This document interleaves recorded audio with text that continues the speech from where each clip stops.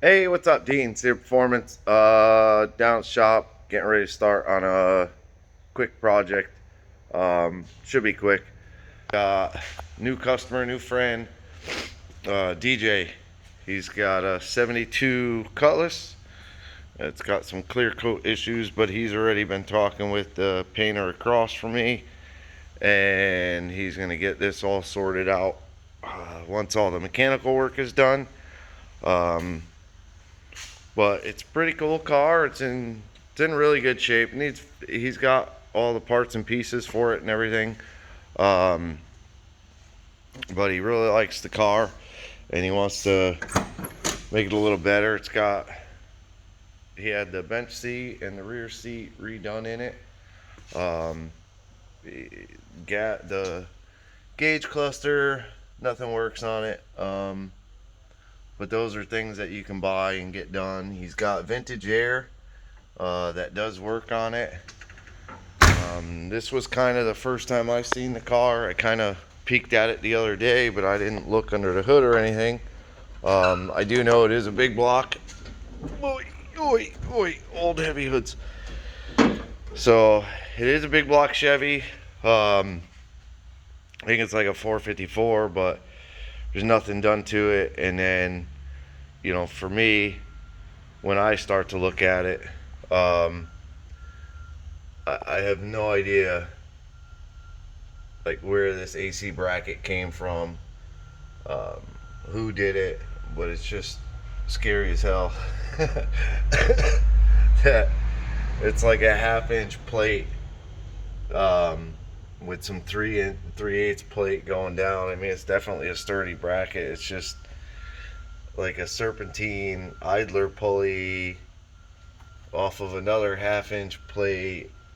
It's pretty crazy what somebody went through to get this AC in.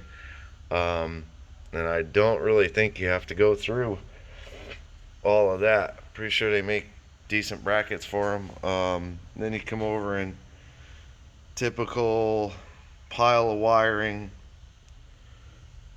which I believe he said he has like a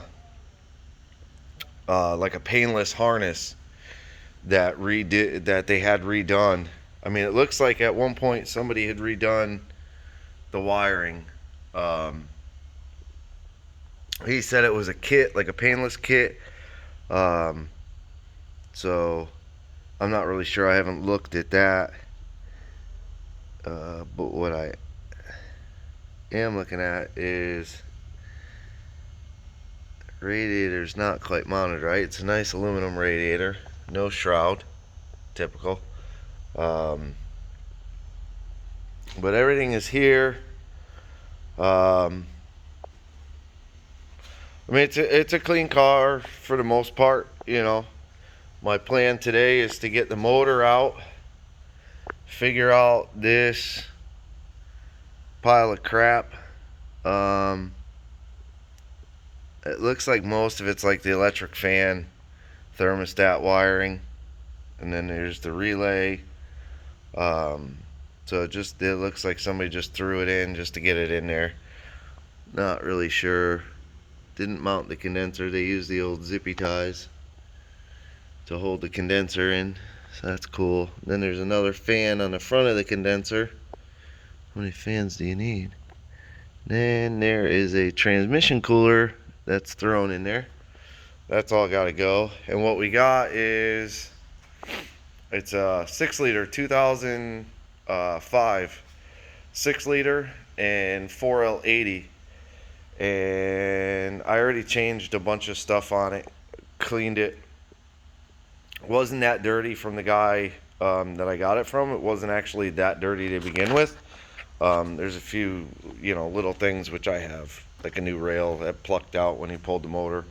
But I already changed the pan to like the Speedway pan with the oil filter relocation lines on the side. I really like that pan. It's got a nice thick flange. I used it on my S10. It's kind of like the Moroso pan. It's really short. I got one for the C5 Vet. So I like it.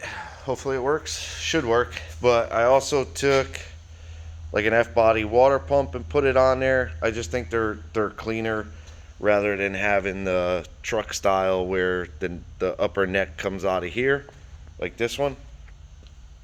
This is the water pump off that. So I don't like that you know, from the front of the motor without the fan on there, you know, you got that big neck that comes up and over. It works out sometimes, but I don't really like it. So I did the F-body pump with the spacers. I got all that. Everything's cleaned up. I got to get the shifter bracket off down here, and then pop the lines off, and I'm gonna swap them with the AN fittings. And then I've got a shelf full of parts.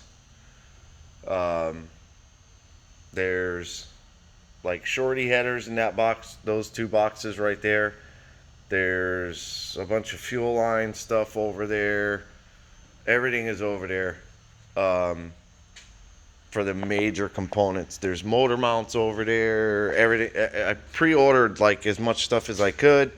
We are going to run it on the Holley Terminator X Max, so that'll have the full transmission control and everything. So that hopefully will ship in a couple days here, and then I can have everything kind of in, and then when that gets here, it'll be the last piece of the puzzle to kind of stick everything on. And then I'll clean up like the foil tape that's covering up holes. I'm assuming that looks like the heater hose holes that they covered.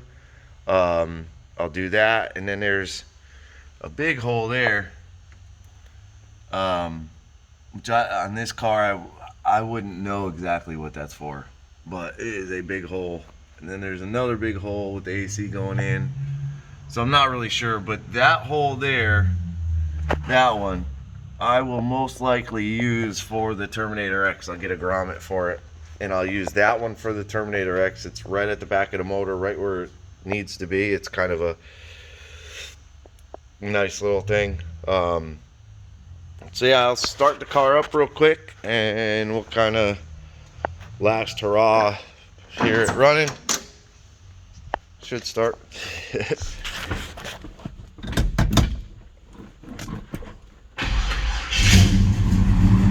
Yeah, it starts good. Got a little tick.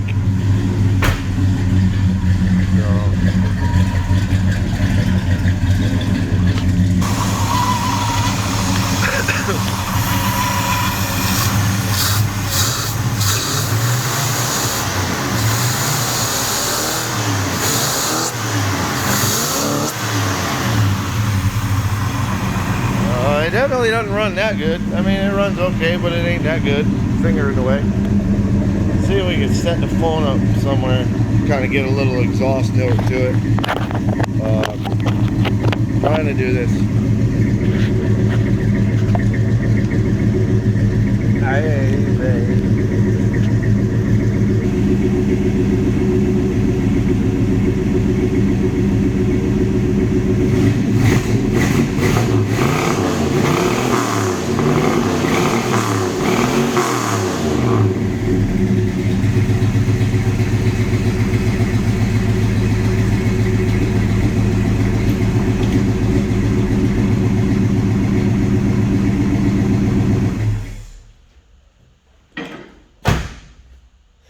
Before we blow it up. Yeah, so I'll get after it. I'm going to get the motor out today, motor trans, get everything out of the car so I can get it all cleaned up,